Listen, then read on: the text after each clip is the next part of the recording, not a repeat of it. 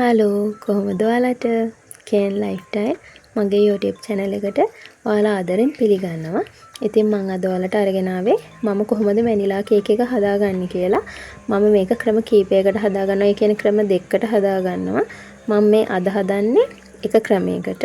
ඉතින් මගෙන් කීප දෙනෙක් ඉල්ලලා තිබුණා මම කොහොමද වැනිලා කේක් එක හදාගන්නේ කියලා. මම මේ විදිහට තමයි හදාගන්නේ. මම බිත්තර සුදු මද කහ මද වෙන් කරගෙන තියෙනවා. ඒත් එක්කම බටර් මිල්ක් එක හදාගෙන තියෙනවා. මම මෙතන පාන් පිටි ග්‍රෑම් 250ට කෝන් ෆ්ලාර් මේස හැඳි එකක්, බේකින් පවුඩර් තේ හැඳි දෙකක්, බේකින් සෝඩා තේ හැඳි කාලට පොඩ්ඩක් අඩුවෙන් දාලා ඒ ටික හොඳට කලවම් කරලා තුන් පාරක් හලාගෙන තමයි තියෙන්නේ. ඉතින් මම සීනි කුඩු කරලා ගන්නෙ. හොඳට සීනි ටික කුඩු කරලා ගන්න. බිත්තර ඇස්ට්‍රා මම ඇස්ට්‍රා වලින් තමයි හදන්නේ.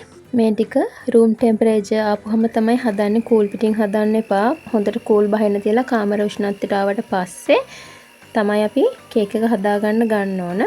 මම මුලින්ම සීනි ටිකයි ඇස්ට්‍රා ටිකයි හොඳට ක්‍රීම් එකක් වෙනකම් බීට් කරගන්නවා. මේක විනාඩි 5ක් විතර බීට් කරගත්තාම ඇති. ඉතින් ඔයගොල්ලෝ මේ විදිහට වටේ ක්ලීන් කරගන්න ගමන් හොඳට විනාඩි 5ක් විතර සැරින් සැරේ නවත්ත මේ සීනි ටිකයි ඇස්ට්‍රා ටිකයි හොඳට බීට් කරගන්න ඕන. මෙන්න මේ විදිහට ක්‍රීම් එකක් වගේ එනකම් බීට් කරගන්න ඕන. සාමාන්‍යයෙන් කහ පාටනේ තියෙන්නේ. ලාස්ට් සුදු පාටක් වෙනකම් අපි මේක බීට් කරගන්න ඕන. මේක විනාඩි 5ක් බීට් කරගත්තාම හොඳටම ඇති. ඊට පස්සේ මම බිත්තර කහමද එක ගානේ දාලා විනාඩි 2ක් හෝ 3ක් බීට් කරගන්න. ඔයගොල්ලෝ සාමාන්‍යයෙන් වෙලාව පොඩ්ඩක් ටයිම් එක තියලා තියාගන්න. එතකොට ඒක ලේසි. ඉතින් මම මේ කහමද එකටම වැනිලා තේ හැඳි දෙකක් දාගෙන තියෙනවා.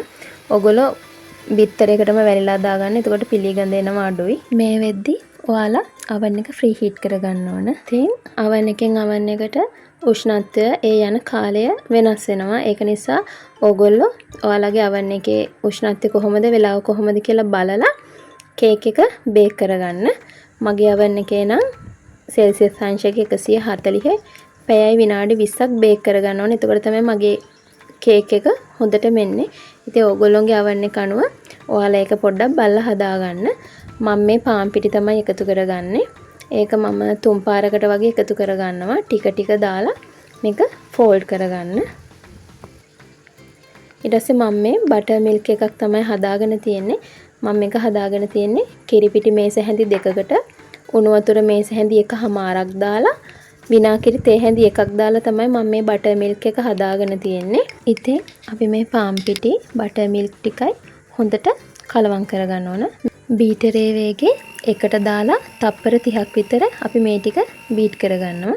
ඊළඟට මම මේ බිත්තර සුදු මද ටික තමයි බීට් කරගන්නේ. අපි බිත්තර සුදු මද බීට් කරද්දී මේ බීටර් හුක්ස් වල වතුර බිඳුවක්වත් තියෙන බෑ. මේක හොඳට පිහදාලා තමයි ගන්න ඕන.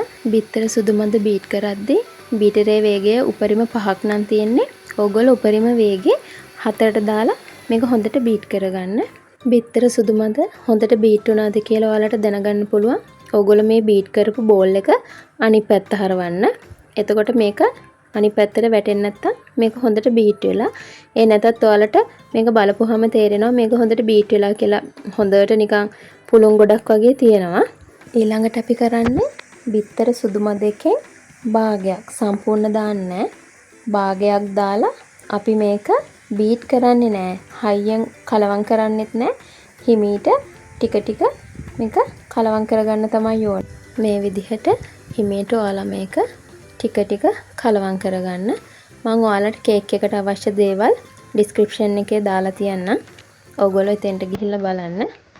ඉතින් මේ විදිහට අපි හිමීට මේක බිත්තර සුදු මද දෙපාරකට දාලා මේක ටික ටික කලවම් කරගන්නවා.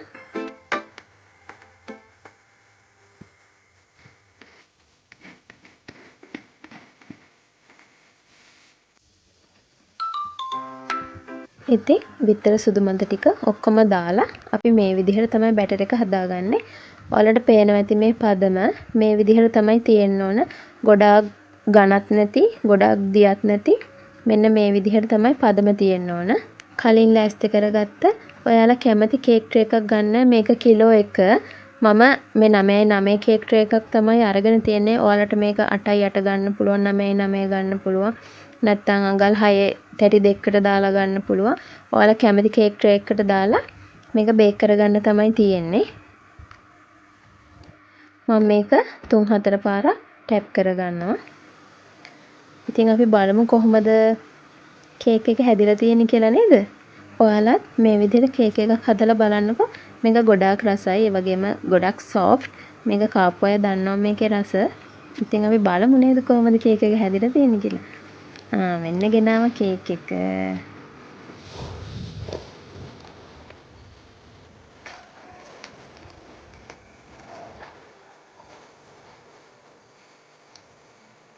ඉතින් අපි කේක් එක oven එකෙන් එළියට ගන්නේ මැදට ඉරට්ටක් ගහලා බලන්න ඕගොල්ලෝ හොඳට කේක් එක බේක් වෙලාද කියලා. මේ ඉරට්ට ක්ලීන් නැතුව තෙත ගතියට එනවනම් තව චුට්ට වෙලාවක් තියන්න. ක්ලීන් ගතියට එනවනම් ඉක්මනටම oven එක ඕෆ් කරලා ඕගොල්ලෝ කේක් එක එළියට ගන්න. වැඩි වෙලා තියන්න එපා. එතකොට තවත් කේක් එක dry වෙනවා oven එක ඇතුලේ තිබුණොත්.